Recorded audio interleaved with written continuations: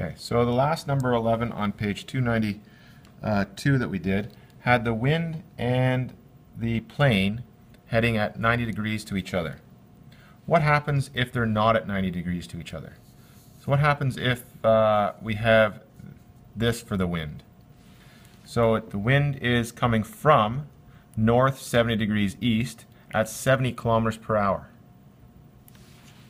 Okay, that's the same thing as heading south 70 degrees west at 70 kilometers per hour. So if it's coming from the north 70 degrees east, that's what you'd look at there. Or if you're standing at the center point here and you're looking where it's going south 70 degrees west. Okay, those two are the same vectors. Depends on where you're observing it from. Okay, so the plane is still going due north at 150 kilometers per hour. So this is now the diagram that you get. The plane's heading this way. The wind is affecting the plane going this way. Okay, so 70 kilometers an hour, that angle in there is 70 degrees. Ms. Johnson, please call 306. Ms. Johnson, please call 306. Now you need to have the resultant vector at, it looks like it's going to be shorter. So let's do the calculations here. To find this side, we're going to use the cosine law because we have two side lengths contained by an angle. And we want to find the opposite side. So that uses the cosine law.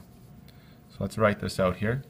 So we've got the cosine law says the magnitude of r squared equals 70 squared plus 150 squared minus 2 times 70 times 150 cos of 70 degrees, the contained angle.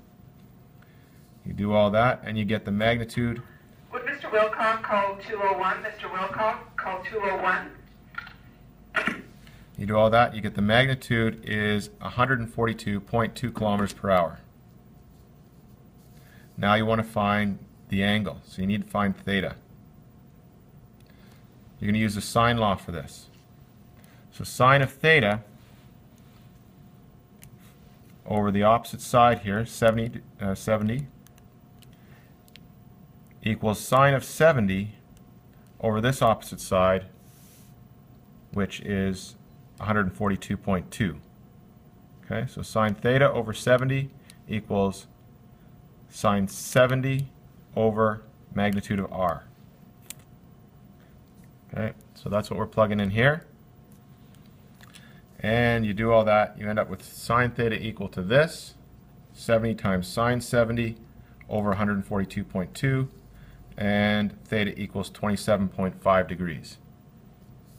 Now you can state the final resultant velocity as 142.2 kilometers per hour north 27.5 degrees towards the west. Okay, so that's the same as a question 11 except for the wind is not heading east anymore, it's heading north 70 degrees east. Okay, so that's that question.